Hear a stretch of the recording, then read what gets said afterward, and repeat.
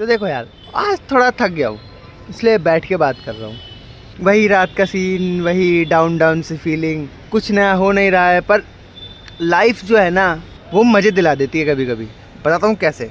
आप वो याद करो टाइम बचपन का, जब आप 8-9-10 साल के हो गए, रात में जल्दी सो जाते थे कि यार ये पलंग के नीचे से भूत निकल के मेरे को काट ना ले अगर मैंने टांगें नीचे कर ली रात के टाइम अंधेरे में। पता नहीं मेरी इस बात से कितने लोगों को अग्री होंगे या फिर कितनों ने इस चीज़ को एक्सपीरियंस किया होगा, पर जितनों ने भी किया होगा ना, ये एक पीक एक्सपीरियंस है हमारी लाइफ का। पर लाइफ देखो ना, कितनी बड़ी चुदी हुई चीज़ है। 8 साल की उम्र में जिस हम पलंग के नीचे के मॉन्स्टर से डरते थे, आज कहीं ना कहीं हम वही मॉन्स्टर बन के रह गए हैं कि रात में नींद नहीं आती है, दिन में सोया नहीं जाता, काम करें तो लगता है कि क्यों कर रहे हैं, और जो करना चाहते हैं वो कर नहीं पाते हैं। कि बहुत सारी चीज़ें हैं, कोई पैसों की वजह से नहीं कर पा रहा है, कोई रिसोर्स की, मतलब लोग बस कर नहीं पा रहे हैं और ज़िंदगी भर उन्हें ये चीज़ें खाती रहती हैं। बस इस ज़िंदगी भर के खाने की वजह से मैं यहाँ बैठ के ना ये बकलोली दे रहा हूँ। मुझे मालूम है इससे फ़र्क पड़ता नहीं है किसी को, और पढ़ना भी नहीं चाहिए भाई कि एक चूतिया आया है मुँह फाड़ के रोज़ शाम को चला जाता है, क्लाउड जमा करने आया है। सही बात भी है, मैं यहाँ सिर्फ लोग ही जमा करने आया हूँ। वो कहते हैं ना कि अकेले की ज़िंदगी में 4 लोगों ने जाना था, मर गए, वो 4 भी भूल गए, कौन याद रखता है। मुझे वो बनना है जिसके जाने के बाद भी एटलीस्ट आधा इंडिया तो याद ही रखे कि यार ये भी कोई चीज़ थी। क्योंकि इंसान याद नहीं रहता, इंसान की इंसानियत याद रहती है, या फिर उसके किए हुए काम, अब चाहे वो गलत हो या फिर बुरे। या तो आप ओसामा बिन लादेन की तरह बम फोड़ के अपने आप को मशहूर कर सकते हो, लेकिन ज़िंदगी भर मौत के बाद भी गाली ही खाओगे।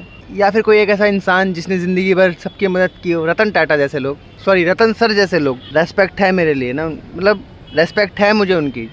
गलती से पहली लाइन निकले, किसी को बुरा लगे तो माफ़ी चाहूँगा, लेकिन रेस्पेक्ट है उन सर की। एक ऐसी ज़िंदगी जीनी है मेरे को जहाँ हर कोई मुझे याद करे तो चेहरे पे स्माइल हो कि वो कुछ था, समथिंग। बाकी फ़िलहाल तो देखो ज़िंदगी इस अंधेरे की है और इंतज़ार है कि कब रात के 12 बजेंगे। ज़िंदगी में 12 बजेंगे, टर्म्स में तो 12 बजे पड़े हैं ज़िंदगी के, पर वो 12 बजे का टाइम जिसके बाद नया दिन लगता है, और 4 घंटे बाद जब एक हल्की सी सुबह होने लगती है और 6 बजते ही जो एक चांदनी की बाद एक रोशनी फैलती है ना, जिसमें सबकी आंखें खुल जाती हैं कि यार ये रोशनी अगर टाइम से आ जाए किसी की ज़िंदगी में तो फील बन जाता। वो फील के ही इंतज़ार में हूँ मैं। पता है ना, अब देखो, मुझे मालूम है मैं जो कुछ भी कह रहा हूँ वो थोड़ा सा इधर उधर फैल रहा होगा, या कुछ बातें कुछ और बातों से अटैचमेंट फील नहीं हो रही होंगी, या लिंक नहीं फील हो रहा होगा मेरी अभी तक बोली हुई बातों में, क्योंकि दिमाग और जीभ का रिलेशन थोड़ा हिला पड़ा है। यूँ लगता है कि अगर मैंने आपको अपने दिल की बात बताई तो मैं